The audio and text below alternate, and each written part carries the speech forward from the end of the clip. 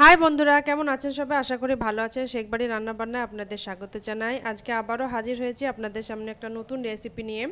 তো মুড়ি আর ডিমের যে এত সুন্দর একটা রেসিপি হয়, হয়তো না দেখলে জানবেন না। তো দেখতে থাকুন ভিডিওটি প্রথম থেকে শেষ পর্যন্ত। আর চলুন রেসিপিটি শুরু করি। তো এখানে একটি পাত্রে আমি মুড়ি নিয়ে নিয়েছি, একটি বাটিতে বেসন নিয়ে নিয়েছি, আর একটা মিডিয়াম সাইজের পেঁয়াজ কেটে নিয়েছি, আর দুটো মিডিয়াম সাইজের লঙ্কা কুচি করে নিয়েছি, আর একটা পাত্রে আমি ডিম ভেঙে নিয়েছি। তো প্রথমে মুড়ির মধ্যে আমি ডিমটাকে দিয়ে দিচ্ছি, তার মধ্যে পেঁয়াজ কুচি দিয়ে দিচ্ছি আর লঙ্কা কুচি দিয়ে দিচ্ছি,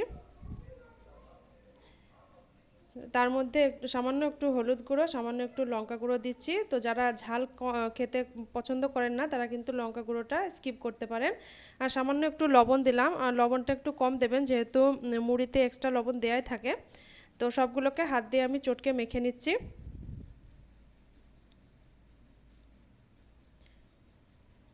তো দেখতে পাচ্ছেন মেখে নিয়েছি, চটকে একদম ভালো করে মেখে নিয়েছি। এর মধ্যে এখন বেসন দিয়ে দিচ্ছি। তো বেসনটা একটু বুঝে দিতে হবে। তো প্রথমে অল্প একটু বেসন দিয়ে আমি মাখিয়ে নিচ্ছি। তো আবারও একটু বেসন আমার লাগলো, তো আবারও একটু বেসন দিয়ে আমি সবগুলোকে মাখিয়ে নিচ্ছি, আর সামান্য একটু জল দিচ্ছি যাতে মাখতে আমার সুবিধা হয়।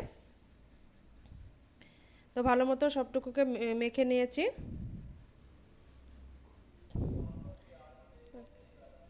আর একটি হাতটা ধুয়ে পরিষ্কার করে নিয়েছি, আর একটু সাদা তেল হাতের মধ্যে মাখিয়ে নিয়েছি। এখন একটু একটু ডো নিয়ে এরকম লম্বা লম্বা শেপ দিয়ে আমি বানাবো। আপনারা চাইলে কিন্তু অন্যরকম শেপও দিতে পারেন। তো আমি এইভাবে সব চপগুলোকে বানিয়ে নিয়েছি।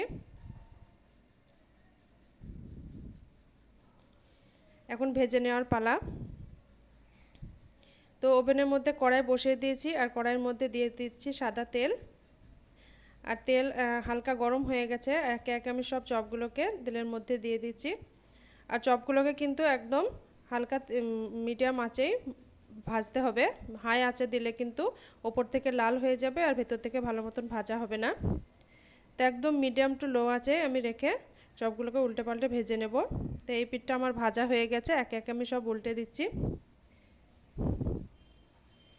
অনেক বাচ্চারাও কিন্তু মুড়ি খেতে পছন্দ করে না, তা আপনারা বাচ্চাদেরকে এইভাবে মুড়ি দিয়ে বানিয়ে চপ বানিয়ে দিলে তারা কিন্তু খুব খুশি হয়ে যাবে, আর খুশি মনে সব খেয়েও নেবে।